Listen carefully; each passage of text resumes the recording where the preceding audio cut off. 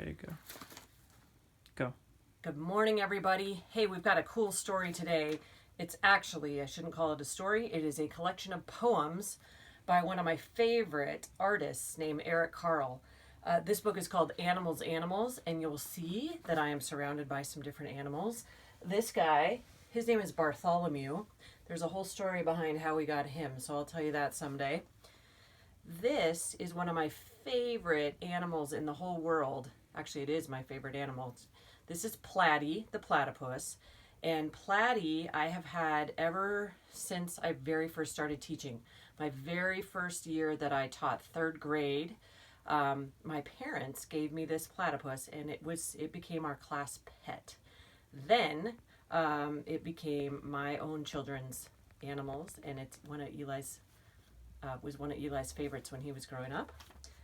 Finally, the one that is alive, this is Apollo. I've got a really quick, funny story to tell you about Apollo.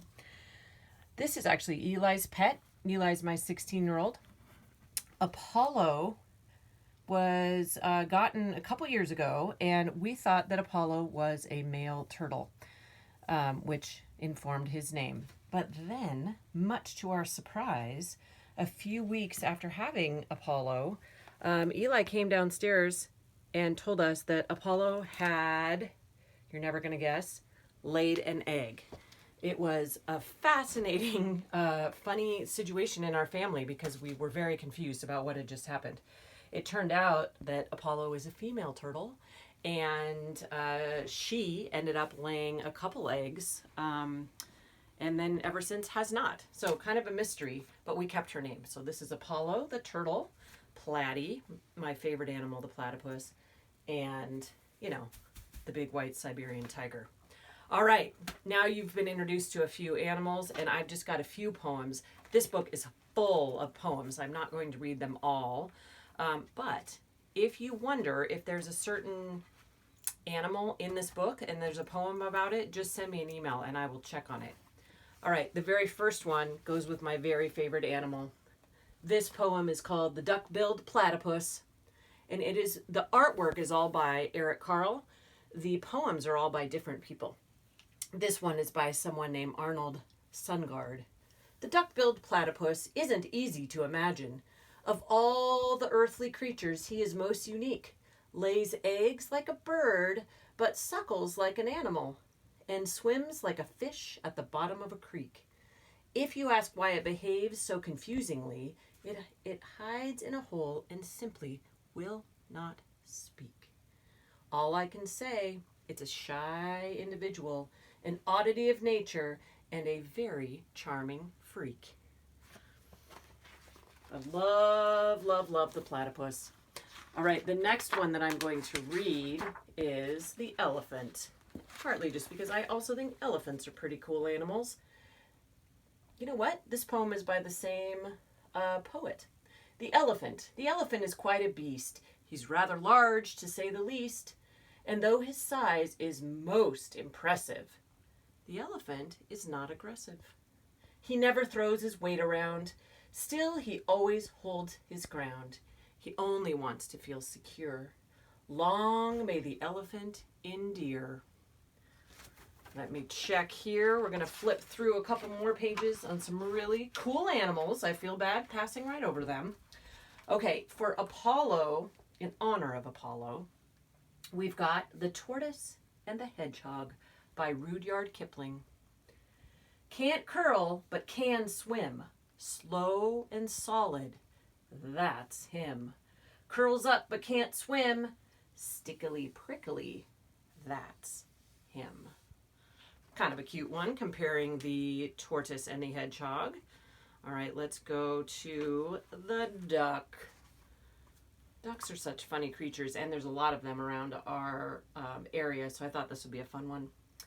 Behold the duck, it does not cluck. A cluck it lacks. It quacks. It is especially fond of a puddle or a pond. When it dines or sups, it's bottoms up.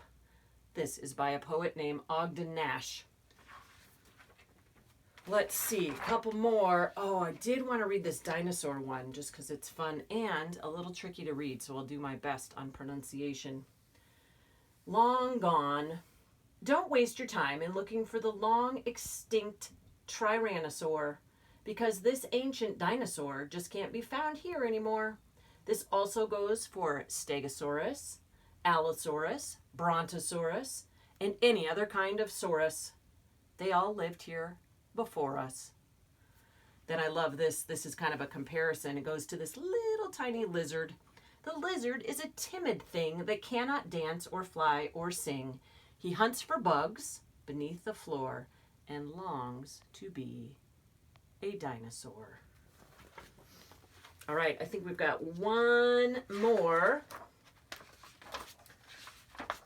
Yes, here it comes. There's the rooster, the peacock, hippopotamus, porcupine. Boy, there's so many animals. The snake.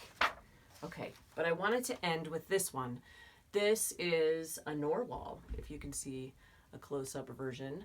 The narwhal is such a fascinating creature. It's called Narwhal, and it's by someone named X.J. Kennedy.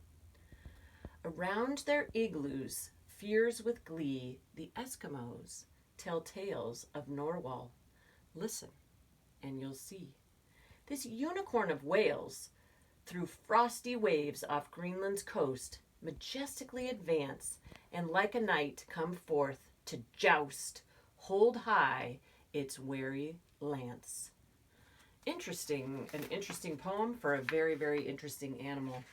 All right, here's just a few more pages so you can see what more is here. And you can also see the cool Eric Carle artistry. I love his unique way of doing artwork.